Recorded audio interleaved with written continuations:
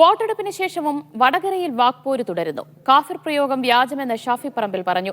UDF vote ചോർന്നെന്ന് CPM ജില്ലാ secretary P. Mohanan ആരോപിച്ചു. സംസ്ഥാനത്ത് ഏറ്റവും ഉയർന്ന പോളിംഗ് മണ്ഡലത്തിൽ രേഖപ്പെടുത്തിയതിന്റെ ആശ്വാസത്തിലാണ് ഇരുമുന്നണികളും. വടകരയിലെ തെരഞ്ഞെടുപ്പ് ഫലത്തെക്കുറിച്ച് ആശങ്കയില്ലെന്ന് ഷാഫി പറമ്പിൽ പറഞ്ഞു.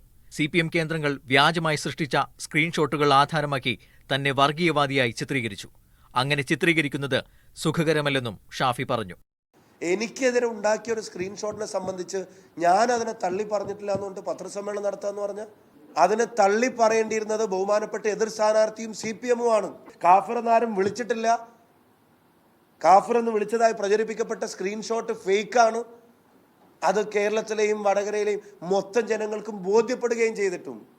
വടകരയിലും കോഴിക്കോടും UDF വോട്ടുകൾ ചോർന്നെന്ന് CPM ജില്ലാ സെക്രട്ടറി P. മോഹനൻ പറഞ്ഞു. കോഴിക്കോട് ലീഗ് വോട്ട് ഉൾപ്പെടെ UDF-ന് ലഭിച്ചില്ലെന്നും മോഹനൻ പറഞ്ഞു. ഈ രണ്ട് മണ്ഡലങ്ങളും വടകര, കോഴിക്കോട് ഈ രണ്ട് മണ്ഡലങ്ങളും നല്ല വ്യക്തമായ ഭൂരിപക്ഷത്തോടെ ഇടതുപക്ഷ ജനാധിപത്യ മുന്നണി ജയിച്ചിരിക്കുന്നു. മറ്റെങ്ങുമില്ലാത്ത വിധത്തിൽ അർദ്ധരാത്രി വരെ നീണ്ട പോളിംഗ് കണ്ടാണ് വടകര വിധിയെഴുതിയത്.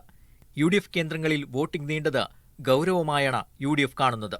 ഇക്കാര്യത്തിൽ തെരഞ്ഞെടുപ്പ് കമ്മീഷന് പരാതി നൽകും. മീഡിയ 1 കോഴിക്കോട്.